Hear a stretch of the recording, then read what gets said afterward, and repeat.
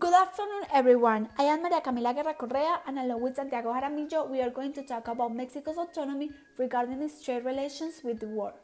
In accordance to our previous topic presented in the documentary Mexico's relation with the NAFTA and the USMCA, it is evident the importance of the trade on goods for the Mexican economy, which begs the question how that is influenced Mexico's decision making when engaging in trade relations with other countries. The importance of that question is also based on history. The development of NAFTA made of Mexico a pioneer in the pursuit of free trade agreements and also on the scope of its topics. However, in the specific case of Mexico, there's an alternation partner in which Mexico first secures a trade with a partner within the Americas and then deals with partners outside the Americas. As we see in the graphic number 1, Mexico has free trade agreements with NAFTA, the European Union, Israel, European Free Trade Association, and Japan, all entered into force from 1994 to 2005.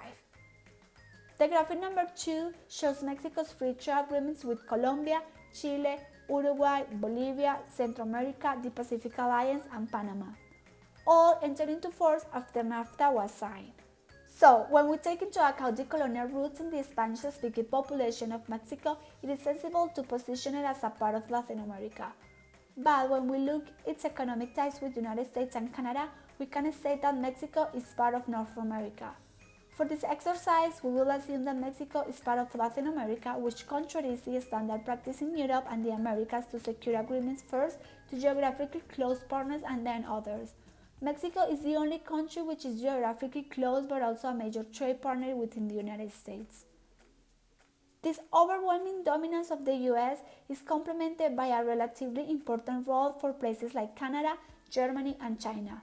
Although small compared to the United States, where trade relations with other countries in the Americas are at the most incidental, the only other part of the world which has engaged in similar trade network that gives priority to non-regional partners has been the Northeast and Southeast Asia.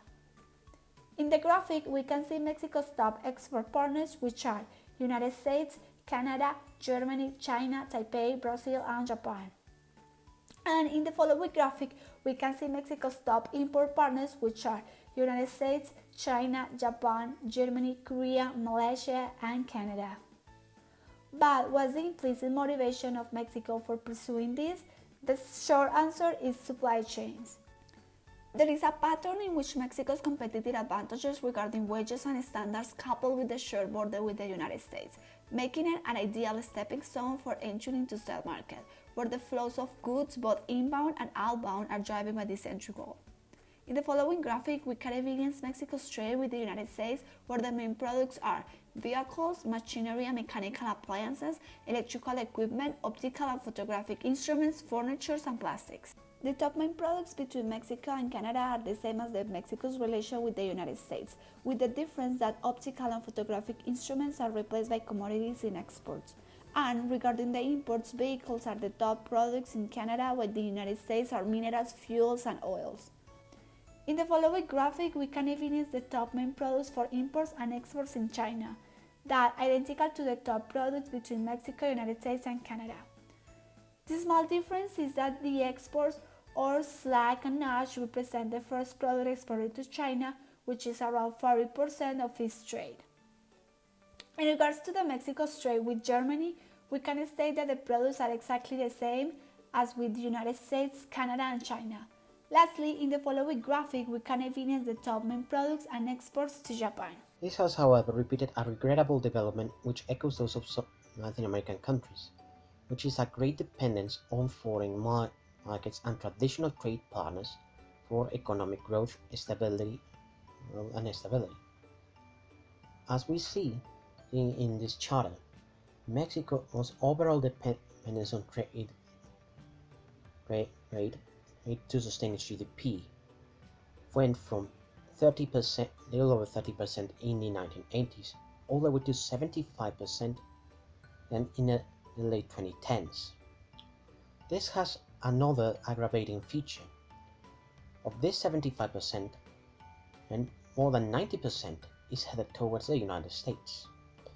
Otis Wagner notes that also some minor trade relationships have been established to sustain in these overwhelming dependence, like that of sourcing high-end manufacturing goods from Germany eh,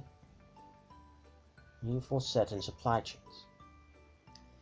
Basic economic theory and the impressive macroeconomic figures of the Mexican economy would lead to believe that this has led to a vast increase in Mexico's economic development. But Rocas y Mabuco could state that while Mexico has successfully led the typical Latin American country paradigm of great dependence in primary sector exports, it still experiences the same inequalities in terms of development and living standards normally associated with them. To further shed light into this, Bellinga notes that it must be understood that Mexico had some head start in the establishment of industrialization in the late 19th century, mostly around the north of the country, which became a permanent feature.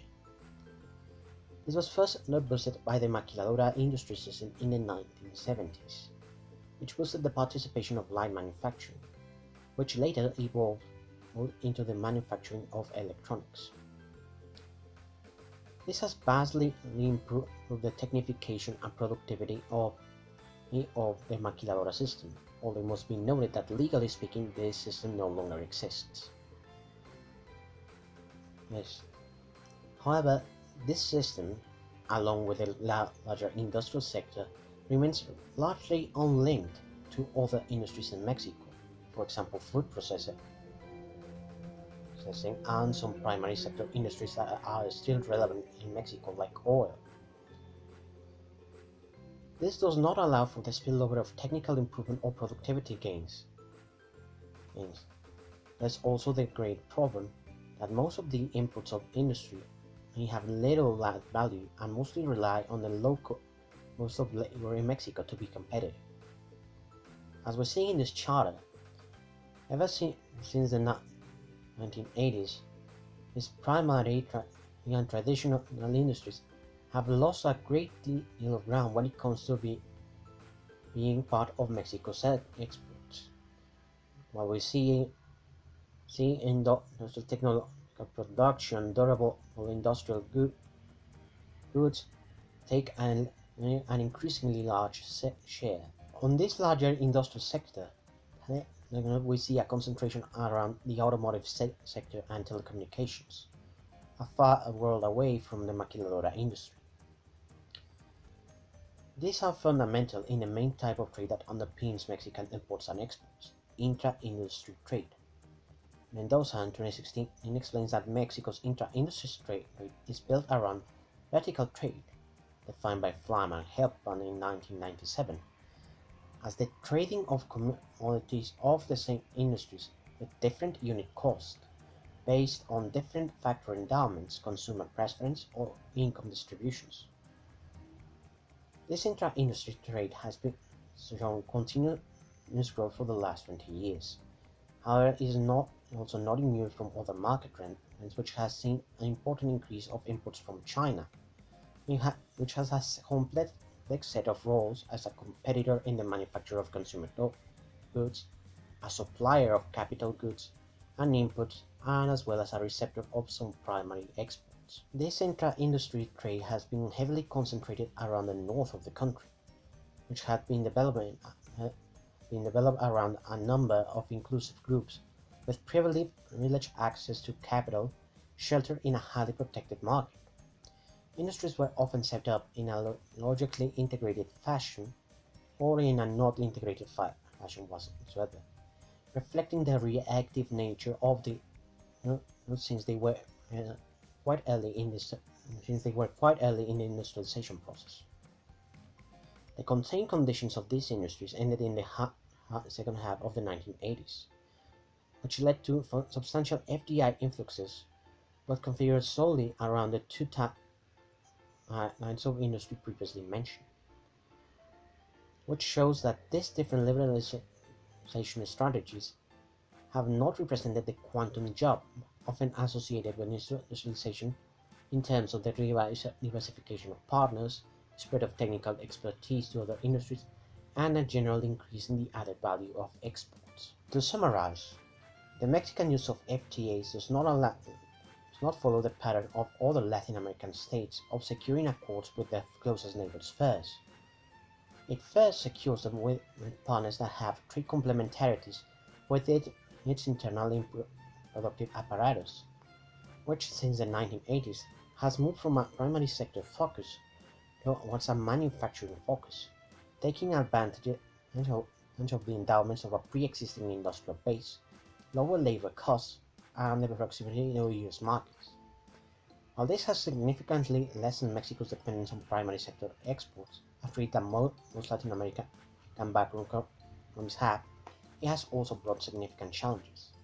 One of them is the concentration of the export offer around the goal of entering the US market, which commands more than 90% of both imports and exports. Most of them are intermediate goods, which are to be assembled and then shipped back, depending on the specific product sent to the US. It may also require specific inputs from economies which have higher technological added value, like those from Europe or capital goods from Asia.